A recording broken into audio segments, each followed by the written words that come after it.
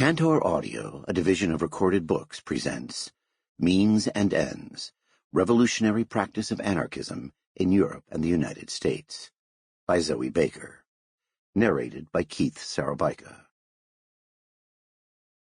Introduction. The history of capitalism and the state is the history of attempts to abolish them and establish a free society without domination and exploitation. Revolutionary workers in the 19th and early 20th centuries believed that another world was possible. It is still possible today. One of the main social movements that attempted to overthrow capitalism and the state during the 19th and early 20th centuries was anarchism. Members of the historical anarchist movement not only attempted to change the world, but also produced an elaborate body of ideas that guided their actions. This book is concerned with explaining what their ideas were. Historians sometimes unearth old ideas from the past because they are an interesting way of gaining insight into a different time and place. This is not my principal motivation. I wrote this book because I want to live in a society in which everyone is free. I am convinced that, if we are to achieve this goal, it is important to know the history of previous attempts to do so. My hope is that through learning about how workers in the past sought to emancipate themselves, workers alive today can learn valuable lessons and develop new ideas that build on the ideas of previous generations. How to define anarchism is a contentious topic and will be discussed in depth in Chapter 1. For the purposes of this book, it will be understood as a form of revolutionary anti-state socialism that first emerged as a social movement in late 19th century Europe within the International Workingmen's Association between 1864 and 1872, and the subsequent Saint-Imier International between 1872 and 1878. During and after its birth as a social movement, it spread rapidly to North America, South America, Asia, Oceania, and parts of Africa through transnational networks, print media, and migration flows. I will focus exclusively on anarchist collectivists, anarchist communists, and anarchists without adjectives who are agnostic about the nature of the future society, but advocated the same strategy as anarchist collectivists and anarchist communists. I do not claim that this is the one true form of anarchism. It is only the kind of anarchism I am focusing on.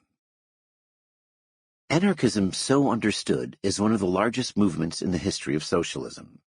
According to the historian Benedict Anderson, international anarchism was the main vehicle of global opposition to industrial capitalism, autocracy, latifundism, and imperialism during the late 19th century.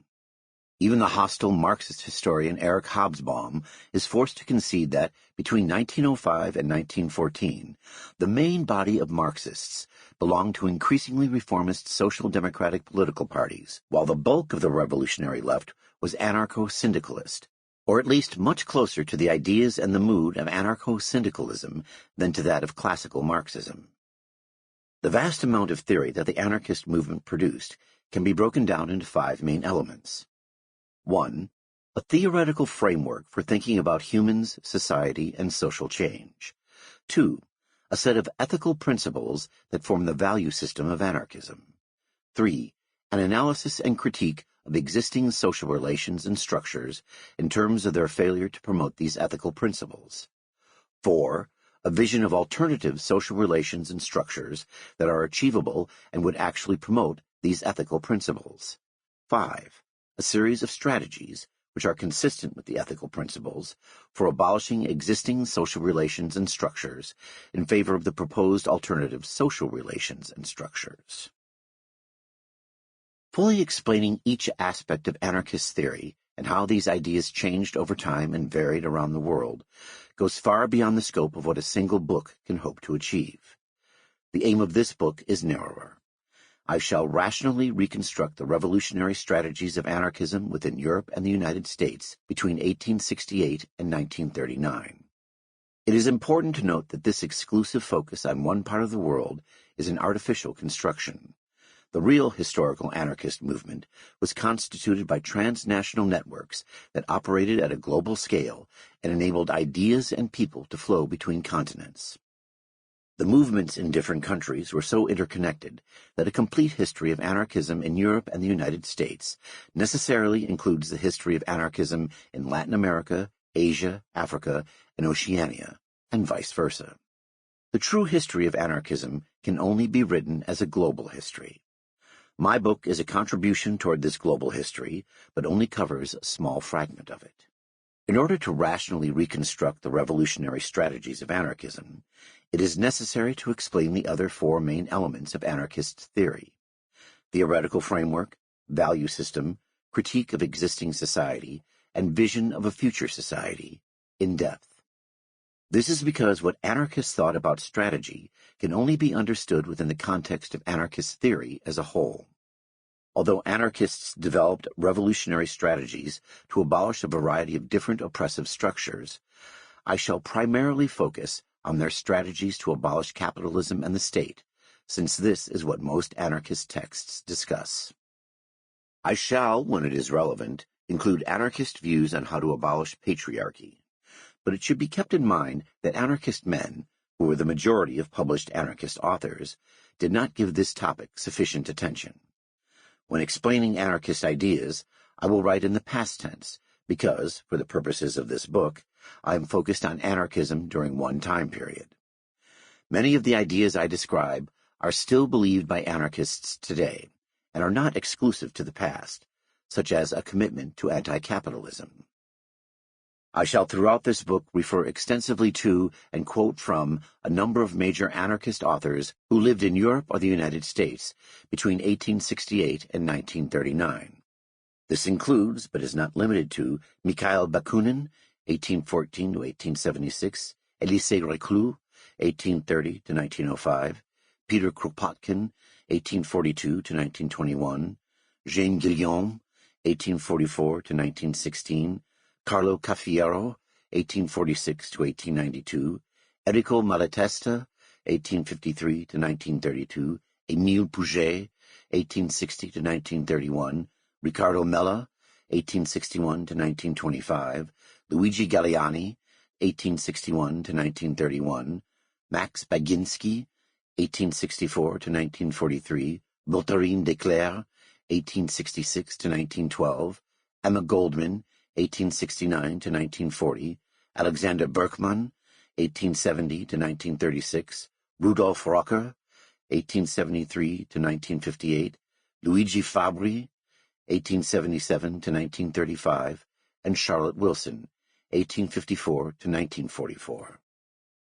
I shall supplement the quotations from major anarchist authors with quotations from sources collectively produced by the movement. These will include programs, Congress resolutions, and manifestos of formal organizations or affinity groups. In order to maintain a consistent style, all quotes are rendered using American English spelling. A key factor determining which authors I have chosen to include within this book is the fact that I can only read English.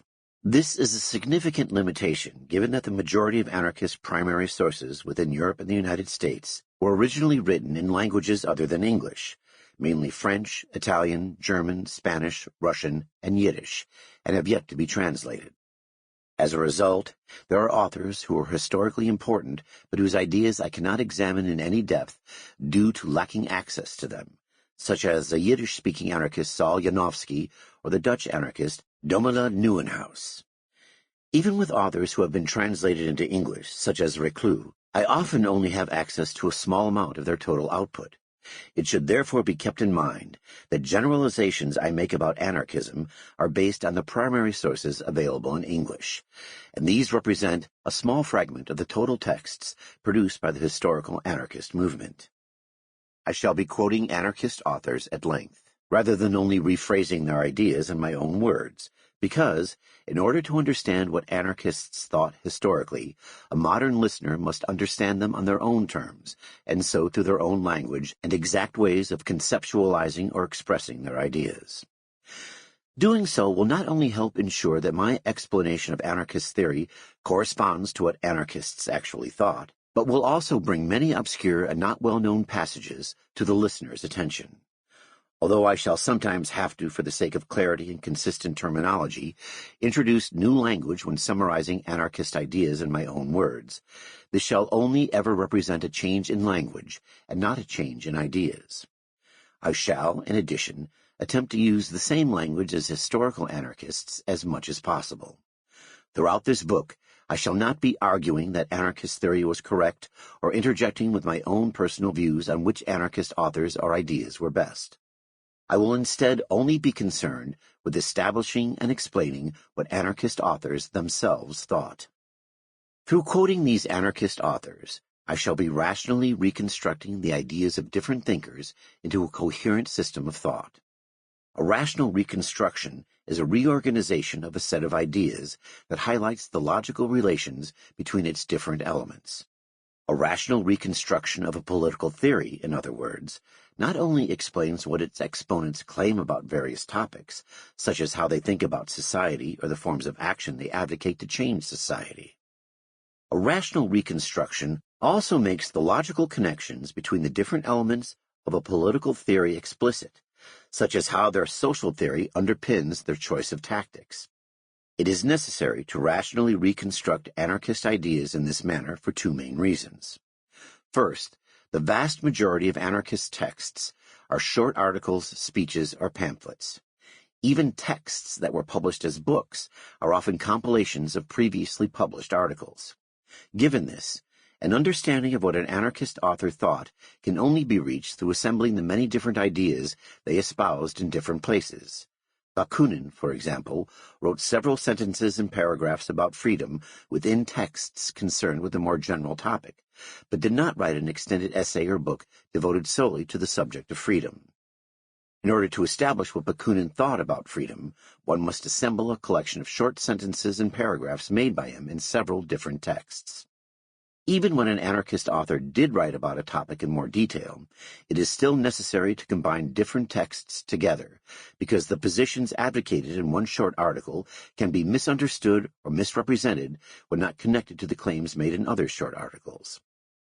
The ideas of the anarchist movement can likewise only be understood by assembling the ideas of a large number of different authors.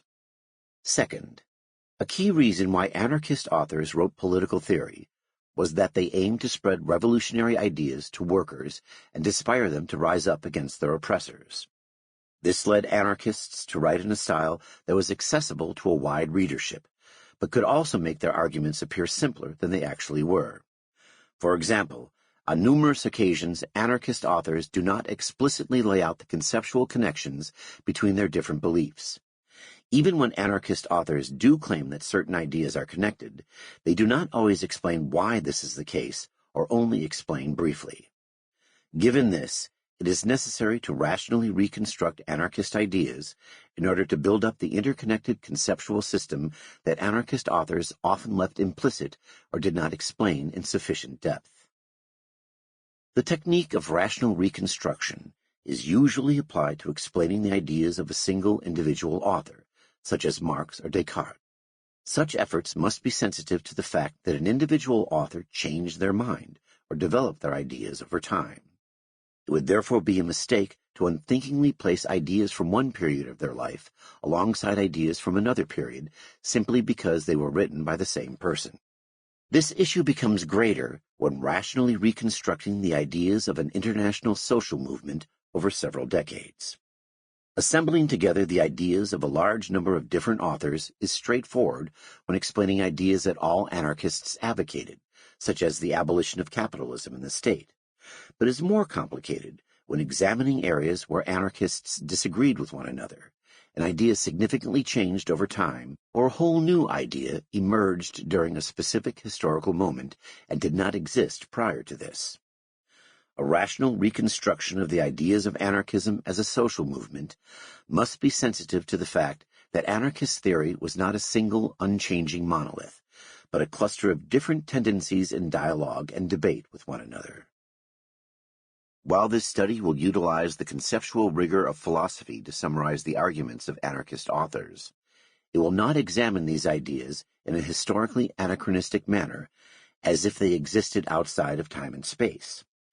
To truly understand the political theory of historical anarchism, it is necessary to understand what these authors intended to mean and communicate to their audiences, and how their texts were, independently of these authorial intentions, understood by readers at the time.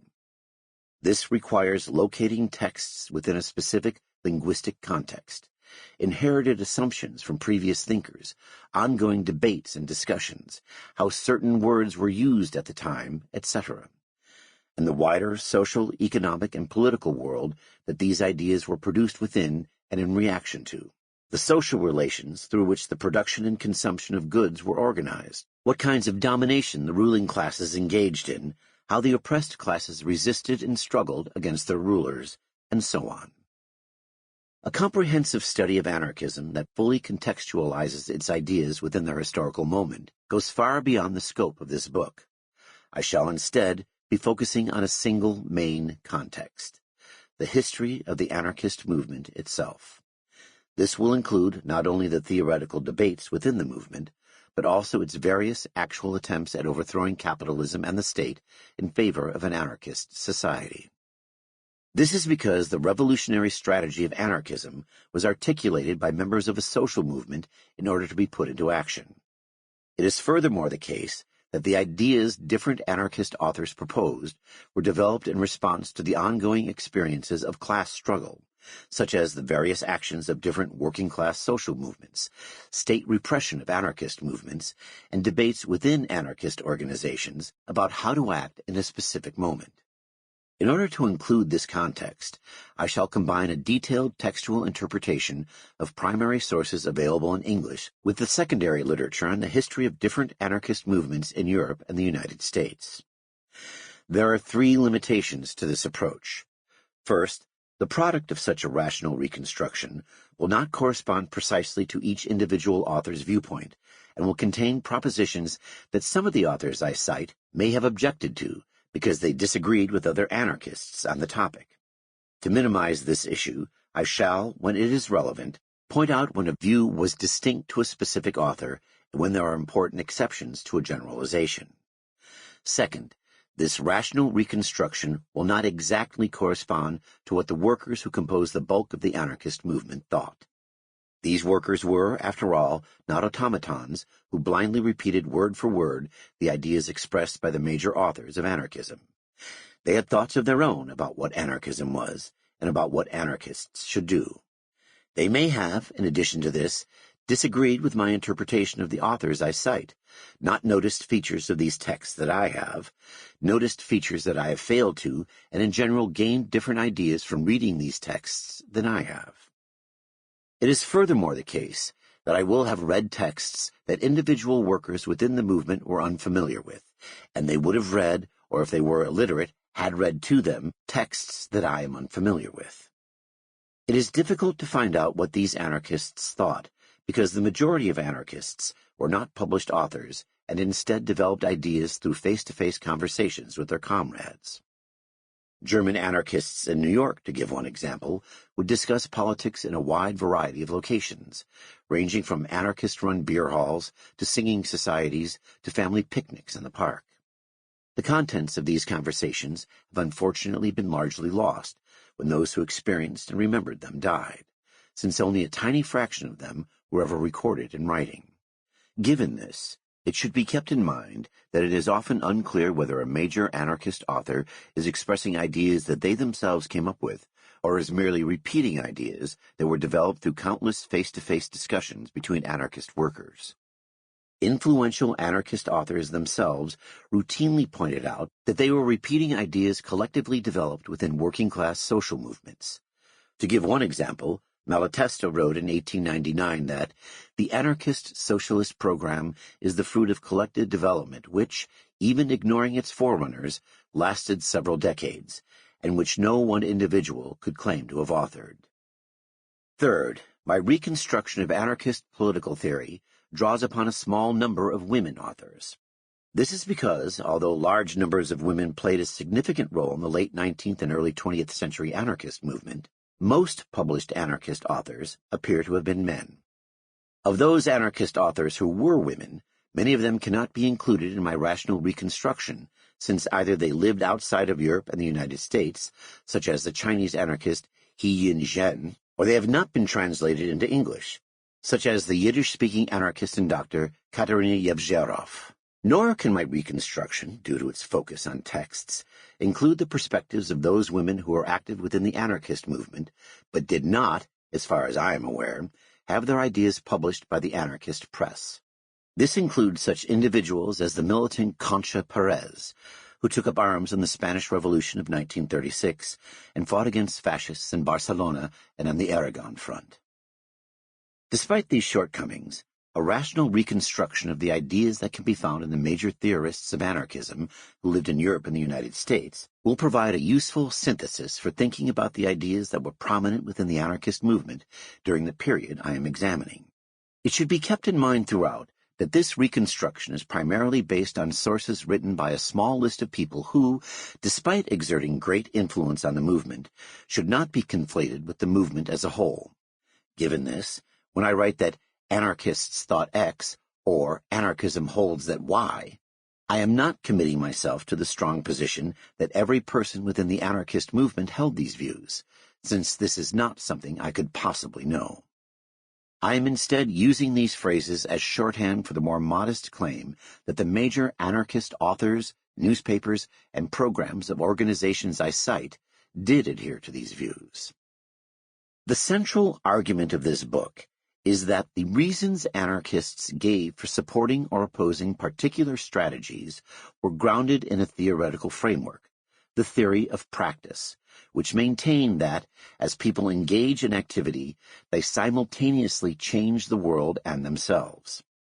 This theoretical framework was the foundation for the anarchist commitment to the unity of means and ends. The means that revolutionaries proposed to achieve social change had to be constituted by forms of activity that would develop people into the kinds of individuals who were capable of and were driven to A. Overthrow capitalism and the state, and B. Construct and reproduce the end goal of an anarchist society. The structure of this book is as follows. In Chapter 1, I define anarchism in depth. In Chapter 2, I explain anarchism's theoretical framework, the theory of practice. With this in place, I rationally reconstruct anarchism's value system, critique of existing society, and vision of a future society in Chapter 3. The core ideas on strategy that were in general shared by the anarchist movement are described in Chapter 4. Chapter 5 reconstructs the anarchist critique of state socialism. Chapters 6 and 7 provide an overview of the two main schools of anarchist strategy, insurrectionist anarchism and mass anarchism. Chapters 8 and 9 expand the discussion of mass anarchism by explaining the history, theory, and practice of one of its main forms, syndicalist anarchism, which is a kind of revolutionary trade unionism. Chapter 10 continues the discussion of mass anarchism by describing the history and theory of organizational dualism, which was the idea that anarchists should simultaneously form mass organizations open to all workers and smaller organizations composed exclusively of anarchists. Chapter 11 summarizes the main ideas of anarchist political theory and reaffirms my central argument that the revolutionary strategy of anarchism was grounded in the theory of practice. Chapter 1. Defining Anarchism. Overviews of anarchism often begin by claiming that it is incredibly broad, incoherent, and inherently difficult to define. Being difficult to define is not a unique feature of anarchism. It is a general problem facing the intellectual historian because, as Friedrich Nietzsche wrote, only something which has no history can be defined. That is to say, the reason why one can define hydrogen in terms of essential and unchanging necessary and jointly sufficient conditions is that it lies outside of history and so does not vary within and between human societies. What hydrogen is does not change between 10th century France and 20th century Alaska. This remains true even though how humans have understood or thought about hydrogen has changed over time. But the same is not true of things that are historical in the sense of being inherently connected to and concerned with human activity, such as Christianity or anarchism. Such historical entities have a beginning and boundaries that distinguish them from other parts of human existence, but the elements that compose them nonetheless change over time. Christianity, for example, emerged during the 1st century CE and was characterized by a set of beliefs and practices that made it different from other religions. It was subsequently modified numerous times during its history, such as by the invention of Catholicism and Protestantism. Historical entities are fluid and ever-changing because they are produced by and are about humans, who are themselves constantly changing as they engage in activity within constantly evolving social structures. At any given moment in history, people will think and act differently in response to the same wider context. The consequence of this is that as people articulate distinct perspectives, argue with one another, and act to ensure that their understanding remains dominant or becomes so, they also produce competing and contradictory versions of the same historically produced entity. Over time, this process of contestation causes the widespread version of a historically produced entity to change as some elements arise to prominence or fade into obscurity. Whole new elements are added, and other elements are removed. There is no one true version of a historically produced entity. Instead, there is only what elements do or do not compose it according to different individuals or groups of people at the various stages of its development. This should not be mistaken for the claim that there are no characteristics that distinguish one historically produced entity from another. Christianity may be a constellation of disparate elements that changes over time, but it is nonetheless distinct from the religion of the Aztecs. Nor does Nietzsche's view entail that all definitions of a historical entity are equally good and cannot be better or worse than another definition. A person who defined Christianity as a religion that believes in a single God would be failing to construct a useful definition, because it includes belief systems that should be excluded, such as other monotheistic religions like Islam, and fails to specify that distinct elements that compose Christianity historically and within modern society, such as the belief that Jesus was resurrected. Nietzsche's views on historically produced entities have several consequences for thinking about how to define anarchism. Although anarchism will have an origin and some conceptual boundaries that have historically demarcated it from other ideologies, there will not be a single unified body of thought called anarchism. At a given historical moment, there will be a series of distinct individuals or groups of people who will all happen to call themselves anarchists and are in a process of contestation with one another over what anarchism means or should mean. Since what anarchism means is historically variable, the best we can expect from a definition is that it provides a snapshot of how specific individuals or groups of people understood anarchism at a given moment of its historical development. Such a definition may be rendered incomplete by unexpected developments within anarchism, such as whole new elements arising or previously important elements fading into obscurity. The point is not to establish what anarchism truly means once and for all, but to construct a definition of anarchism that is useful for investigating a particular historical period, topic, or type of anarchism. There are two main views on what anarchism is. Transhistoricists generally define anarchism as referring to any political theory in history that advocates the abolition of the state or systems of rulership in general in favor of a free, stateless society without rulers. In response to this way of thinking about anarchism, historicists have argued that anarchism should instead be defined as a historically specific form of anti-state socialism that first emerged in 19th century Europe and rapidly spread during and after its birth as a social movement to North America, South America, Asia, Oceania, and Africa through transnational networks, print media, and migration flows. The disagreement over when to date the birth of anarchism partly stems from the fact that how modern authors think about the history of anarchism has been shaped by the earliest historiographies of anarchism, which were written in the late 19th and early 20th centuries by members of the anarchist movement. These anarchists, like modern historians of anarchism, disagreed with one another about how anarchism should be defined and when anarchism first emerged. Some authors define anarchism transhistorically. Peter Kropotkin, for example, remarked in 1913 that there have always been anarchists and statists, and claimed to have found anarchist ideas among the philosophers of antiquity, notably in Lao Tzu in China and in some of the earliest Greek philosophers. Sample complete. Ready to continue?